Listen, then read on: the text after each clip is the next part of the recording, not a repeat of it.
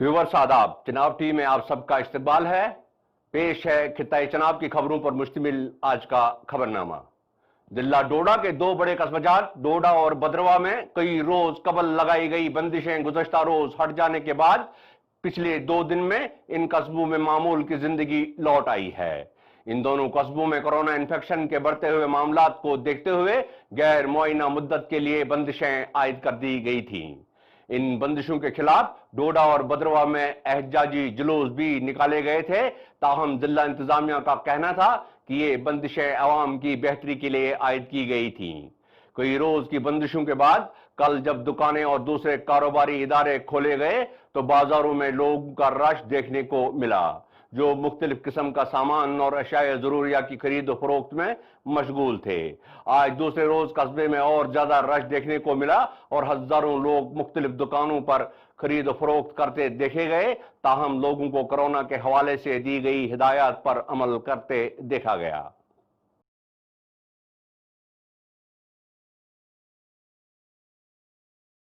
जिला डोडा में कोविड-19 के 122 मरीजों की सेहतियाबी के बाद उन्हें मुख्तलिफ कोरोना केयर मराकज से अपने घरों को रवाना किया गया है। जिला भर में अभी तक 1056 मरीजों को कोरोना इन्फेक्शन से मुतासिर होने के बाद सेहतियाब किया जा चुका है। एक सरकारी प्रेस नोट के मुताबिक कोरोना इन्फेक्शन से मुतासरा अफराद की सेहतियाब होने की शरह फीसदी में दिन ब दिन इजाफा हो रहा है। इसलिए आवाम से अपील की गई है कि वो खौफजदा न हो और न ही किसी किस्म की तशवीश करें। दरियासना प्रेस नोट में बताया गया है कि पिछले 2 रोज के दौरान कोरोना इन्फेक्शन के 45 नए मरीज सामने आए हैं।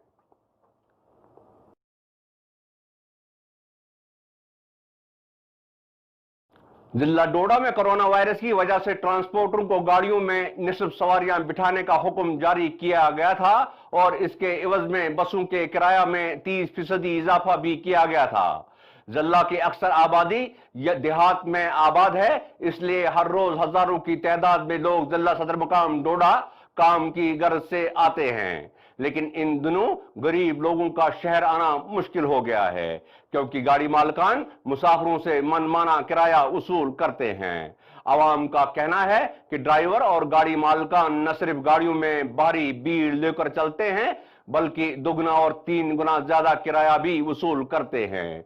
गुज़श्ता रोज ट्रैफिक पुलिस ने डोडा की एक राब्ता सड़क गुंदना मलवना सड़क पर ट्रैफिक कवानीन की खिलाफ वर्जियां करने वालों के खिलाफ कार्रवाई अमल में लाई और करीब 50 ऐसी गाड़ियों के चालान किए गए जो कवानीन के खिलाफ सड़कों पर चलाई जा रही थी।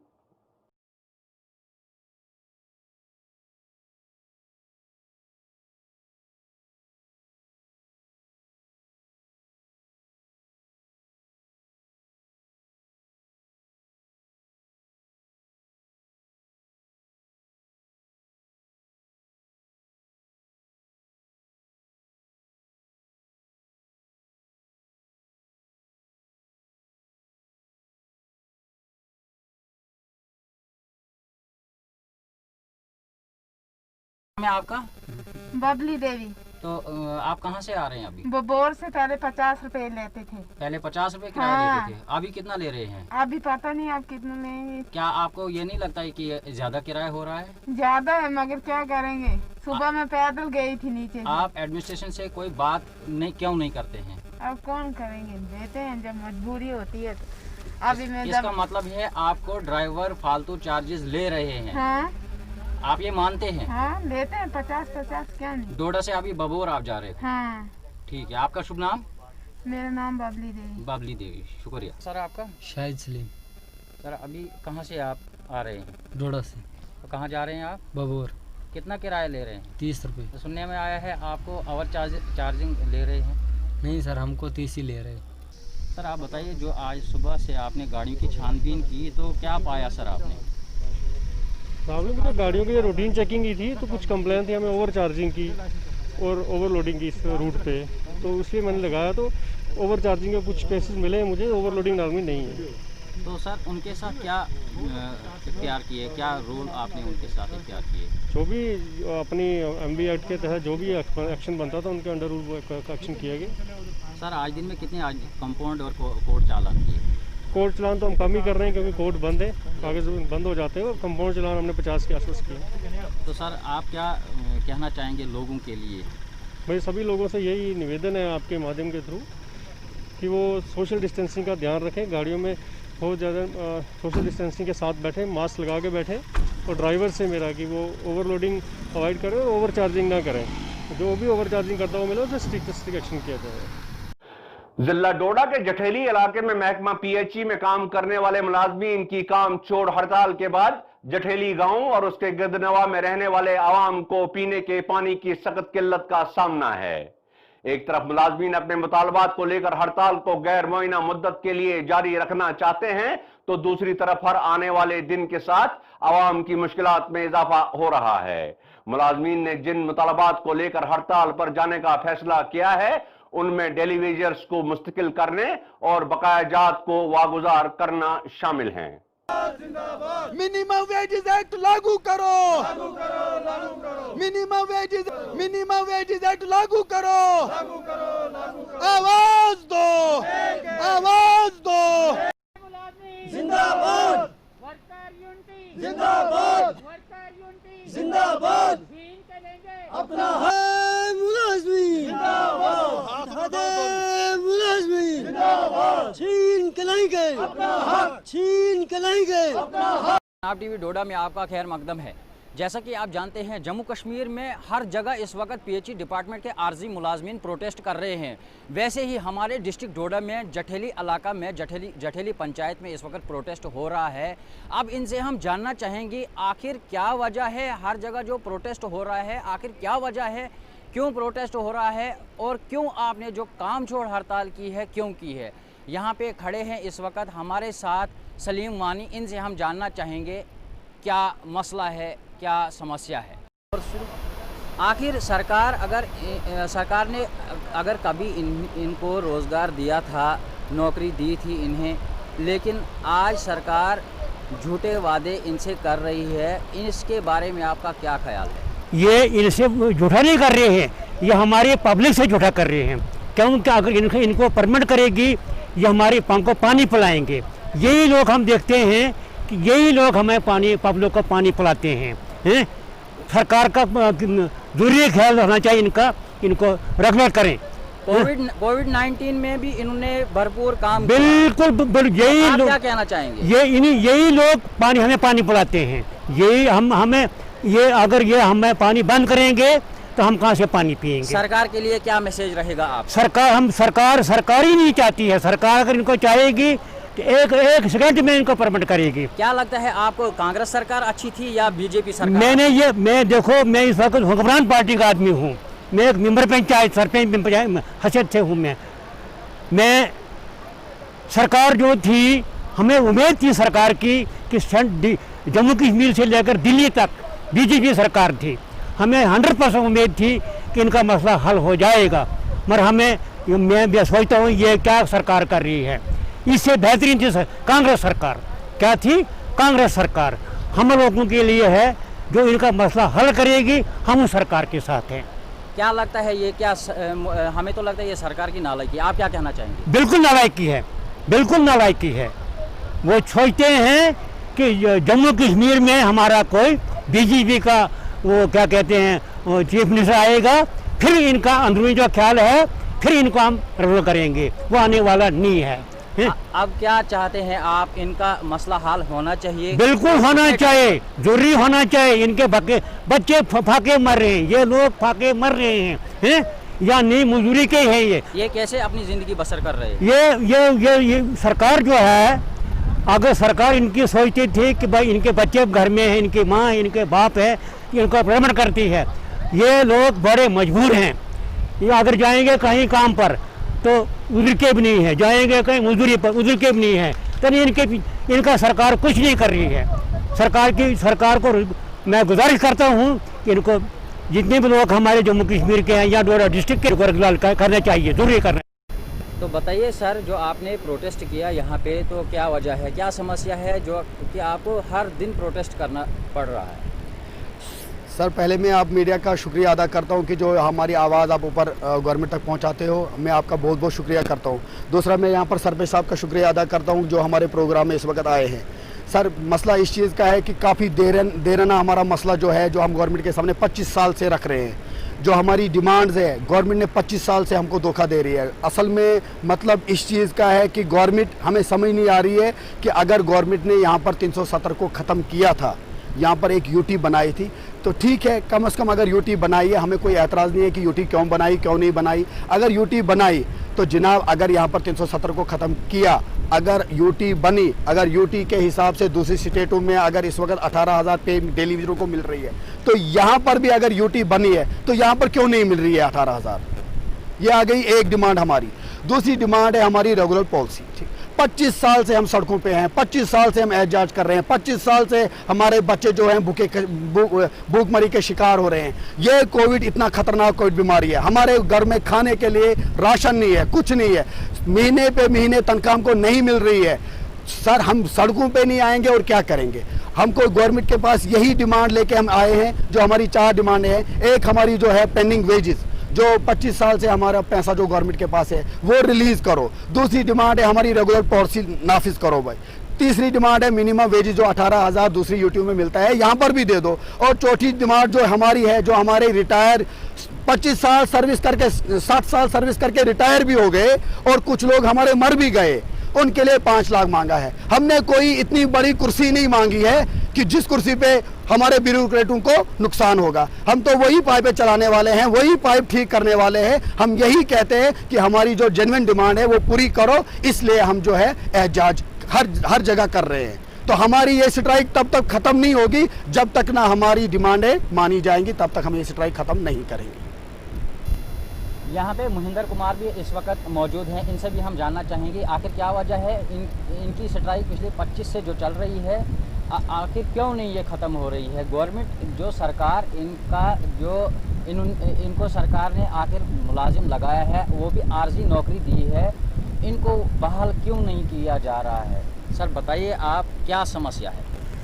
सर, समस्या हमारी यही है, हम 25 साल से इसमें मुफ्त में काम कर रहे हैं, हमारे बारे में गवर्नमेंट कोई नहीं सोच रही है। इस वक्त बहुत सारे लोगों को जॉब कार्ड मिलता है, हमें उस जॉब कार्ड से भी छुट्टी कर दी है। बोला, जिसको भी हम सरपंच के पास जाते हैं या किसी ब्लॉक दफ्तर में जाते हैं, बोला नहीं जी आप गवर्नमेंट एम्प्लॉइज़ हो, आपको जॉब कार्ड नहीं मिल सकता है। बात रही दूसरे के बच्चों के लिए हम लेबर कार्ड बनाना चाहते हैं कि बच्चों की पढ़ाई के लिए कोई पैसा मिल जाए या कुछ मिल जाए, उससे भी हमें नाफज रखा गया है कि वो भी जिस अफसर के पास भी हम जाते हैं, नहीं जी आप पहले इनकम सर्टिफिकेट लाओ। जब हम दफ्तर में, आपकी जो हड़ताल है पिछले 25 से जो चल रही है, कब तक आपकी हड़ताल रहेगी? जब तक ना ये हमारा मसला हल होगा, जब तक ना ये हमारी गवर्नमेंट ये हमारे मुतालबे पूरे नहीं करेगी, तब तक हमारी हड़ताल जो है कंटिन्यू रहेगी। क्या सरकारी खजाने में पैसा नहीं है आपके लिए? सरकारी खजाने में पैसा हो भी, खुला पैसा है, लेकिन सरकार यूटी बनने के बाद सरकार ने डेली वेजरों पर कोई तवज्जो नहीं दी है। इससे पहले जब गवर्नमेंट थी, मैं साफ बोल रहा हूँ कि गवर्नमेंट फिर भी साल में 2-3 बार या 4 बार तनख्वाहें दे रही थी। इस वक्त हम लड़कर झगड़ कर इतना सड़कों पर जदोजहद करके फिर भी हमें तनख्वाह नहीं मिल रही है। आपको क्या लगता है बीजेपी सरकार का क्या रवैया रहा? सर, सरकारें तो सभी एक समान ही है हमारे लिए, हम इसमें नहीं बोलते हैं ये बीजेपी सरकार अच्छी है या कोई कांग्रेस सरकार अच्छी है, हमारे लिए सभी सरकारें एक ही है। तो हमारा जो मसला है, हम अपने मसले में सोच रहे हैं कि इस वक्त हमारे बच्चे बेचारे दर बिदर हो रहे हैं, वो स्कूलों से निकाल दिए गए हैं, उनके लिए हमारे पास कोई ये स्कूल की फीस नहीं हो रही है, ये घर में उनको कोई राशन नहीं मिल रहा है। अब मेरा एक सवाल रहेगा आपसे कि सरकार से अब क्या मांग करेंगे लास्ट पे? सरकार से हम यही मांग कर रहे हैं, जो हमारी 4 डिमांडें हैं। पहले ये हमारा जो रेगुलाइजेशन पॉलिसी इसको वाज़ा करें, दूसरा जो है हमारी पेंडिंग वेजेस जो है 25 साल से वो वाज़ा करें, और मिनिमम वेजेस जो एक्ट है वो यूटी रेट के हिसाब से 18,000 लागू करे। चौथी डिमांड हमारे जो हम साथी जो सर्विस करते करते 60 साल क्रॉस कर गए हैं, रिटायर हो गए हैं, कुछ हमारे साथी मर गए हैं, उनके लिए 5 लाख रुपया वह गुजार करे गवर्नमेंट, हमारी यही मांग है। अभी हमने यहाँ महिंदर साहब से बात की, यहाँ पे सरपंच साहब, इनसे हम फिर पूछेंगे कि आज जो कोविड-19 में इनने काम छोड़ हड़ताल की है, तो लोग पानी का क्या कर रहे हैं, किस तरह से वो अपने पानी की जो भरपाई करते हैं? वो पानी के बगैर मर रहे हैं, वो पानी के बगैर मर रहे हैं। यही लोग फिर भी पानी लाते हैं, यही लोग भी फिर भी इनको हम कहते हैं भाई हमें पानी पिलाओ, हैं? अच्छा, ये नहीं जाते हैं, ये कहते हैं हमें हमारी वेजेस नहीं है, हमारी वेजेस नहीं है, हैं? बाकी इनके बच्चे जो है वो भूखे मर रहे हैं, ये खुद भूखे मर रहे हैं। हाँ? हमारी सिर्फ गुजारिश है सरकार को कि इनका मसला हल करे, इनका मसला हल हो जाए तो हम लोग पानी पिएंगे। अगर सरकार इस मसले को लेकर इनका जो मसला है, इनकी जो डिमांडें हैं, इनको अगर पूरा नहीं करती है तो आपका कहना क्या रहेगा? बस हम लोग पानी पीकर मर जाएंगे। नहीं, फिर भी मतलब सरकार के लिए आपका क्या मैसेज रहेगा? सरकार के हम चाहते हैं कि भाई इनको रिजोल्व करो, इनका मसला हल करो, हम लोग ऐश करेंगे, हम पानी पिएंगे, हैं? अगर हमें इनको रिजोल्व नहीं करेंगे तो हम क्या करेंगे? ये सरकार हमें चाहती है लोग पब्लिक को भूखे मारनी और पानी के बेर पैसे मारनी। हमारे पास इस वक्त नजर नहीं आ रहा है कि कोई परमानेंट मुलाजिम, सिर्फ है यही है डेली वेज, बाकी कोई भी नहीं है। यहाँ पे इस वक्त पूरे जो मुस्तकिल मुलाजिम है कितने हैं? मेरे ख्याल में हमारी पंचायत में 2 बंदे हैं, 16 स्कीम में 2 परमानेंट। मेरे नजरों में सिर्फ इस ब्लॉक तहसील गुन्ना में है, तहसील माला में।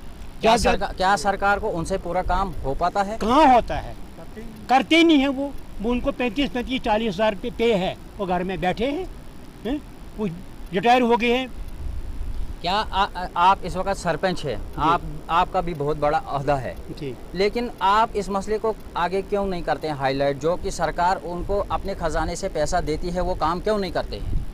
हम इनको डांटते हैं, हम इनको कहते हैं भाई पानी नहीं है, हमें पानी दो, ये कहते हैं हमें पे नहीं है, हमें पे नहीं है। हमारे तो सिर्फ डी तक या जेई तक, वो हमारी बात को सुनता ही नहीं है, हमें हमारी बात को सुनता ही नहीं है वो। ये पता नहीं क्या मसला है, मसला पता है, मसला क्या हमें पता नहीं क्या मसला है। हम इनको कहते भाई हमें पावर है, हम आपको तनख्वाह बंद कराएंगे, पहले ये भूखे मार रहे हैं, पहले इनकी क्या वजह बंद कराएंगे हम इनके साथ हैं, जहाँ तक हम ये चाहेंगे हम इनके साथ हैं, क्योंकि इनके बच्चे जो हैं भूखे मर रही है, खुद भूखे मर रहे हैं। आपकी क्या गुजारिश रहेगी अब सरकार? मैं चाहता हूँ, गुजारिश करता हूँ सरकार को, मैं इस सरकार को कि इनका मसला हल करे, इनका मसला हल करे। तो सरकार को कि आवाज दो, जो डेली वेजेस है इनको परमिट करो, जो डेली वेजेस है पक्का करो, गवर्नमेंट के शुक्रगुजार हैं।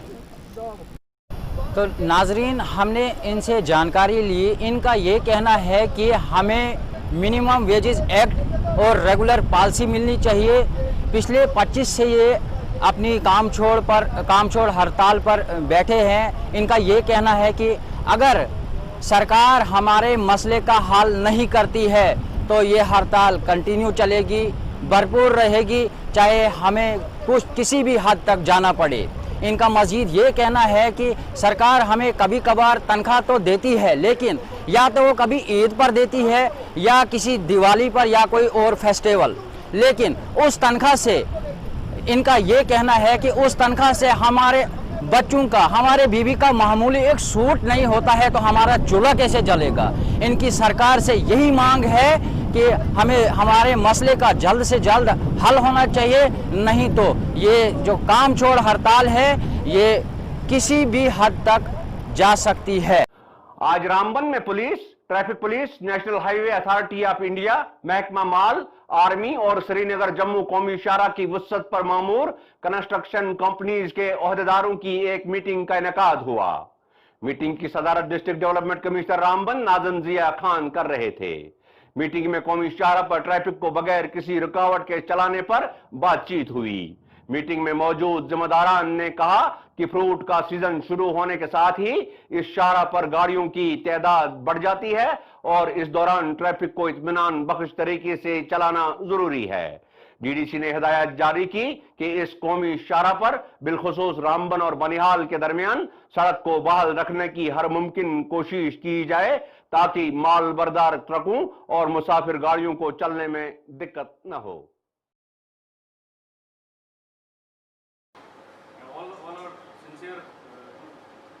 Move them at night, we'll be able to only move them till Nihal. Beyond that, we have to move it during road opening.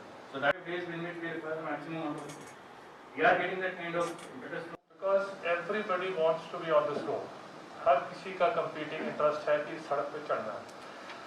44 का 4 लेन प्रोजेक्ट जिसका 72 किलोमीटर स्ट्रेच रामबन डिस्ट्रिक्ट से भी गुजरता है, उसके प्रोग्रेस को लेके और उसके साथ रिलेटेड बहुत सारे इश्यूज आवाम को लेके जो इश्यूज उठते हैं उसके कंस्ट्रक्शन एक्टिविटी के वजह से, उसके लिए एक अहम मीटिंग हमने आज ऑर्गेनाइज़ की थी। एसएसपी साहब मेरे साथ थे उस मीटिंग में और कलेक्टर, नेशनल हाईवे की अथॉरिटी की तरफ से उनके प्रोजेक्ट डायरेक्टर और जितनी भी कंस्ट्रक्शन कंपनीज हैं जो कॉन्ट्रैक्ट जिनको मिला है और जो इस वक्त काम कर रही हैं, उनको हमने मीटिंग में काफ़ी हिदायत पास की है। ज़्यादातर पोल्यूशन, डस्ट, ये सबसे हमारा अहम मुद्दा था इनके साथ, क्योंकि इस वक्त रेनी सीज़न ख़त्म हो गया है और जितनी भी कटिंग्स हो रही हैं उसकी वजह से पोल्यूशन बहुत ज़्यादा हो रहा है। तो इनको स्ट्रिक्ट इंस्ट्रक्शंस पास की गई हैं, वार्निंग भी पास की गई है कंपनीज़ को कि वो इमीडिएटली वाटर टैंकर्स को इंक्रीज़ करें जहाँ जहाँ पे उनकी ज़्यादा कटिंग का काम है, ताकि डस्ट जो है वो बैठा रहे और विटामिन जो ब्लैक टॉपिंग जिसको हम बोलते हैं वो उसकी एक्टिविटी भी शुरू कर दें, ताकि जो स्मूथनेस रोड की है वो इम्प्रूव हो, जिससे ट्रैफिक के रिलेटेड जो प्रॉब्लम्स हैं वो कम हो जाएं। उसके अलावा हमने आर्मी ऑफिसर्स को भी बुलाया था, क्योंकि आजकल मूवमेंट आर्मी की, कॉन्वॉय की भी बहुत हैवी मूवमेंट हो रही है ऑन द हाईवे। तो कोऑर्डिनेशन का जो इशू है विद द ट्रैफिक पुलिस, हमने उनसे हिदायत की है कि वो अच्छी तरह कोऑर्डिनेशन में रखें ताकि टाइमिंग ऐसी रहे कि ज़्यादा जैमिंग ना हो। डिफ़िकल्ट टेरेन है और डिफ़िकल्ट ज़्यादा इसलिए बना है क्योंकि नेशनल हाईवे का कटिंग का काम चल रहा है, जिसकी वजह से बहुत ट्रैफिक जैम भी इस वक्त हम देख रहे हैं, डेरा मूवमेंट्स भी इस वक्त बहुत ज़्यादा हैं। तो इस मीटिंग का यही मकसद था कि किसी तरह कोई सोल्यूशन ढूंढा जाए जिससे राहत मिले लोगों को, आवाम को, और पोल्यूशन का जो मसला है और मड डंपिंग का जो मसला है वो इमीडिएटली स्टॉप किया जाए। तो नाज़रीन, यहाँ होता है आज की खबरों का इख्तिताम। इजाज़त दीजिए, आदाब।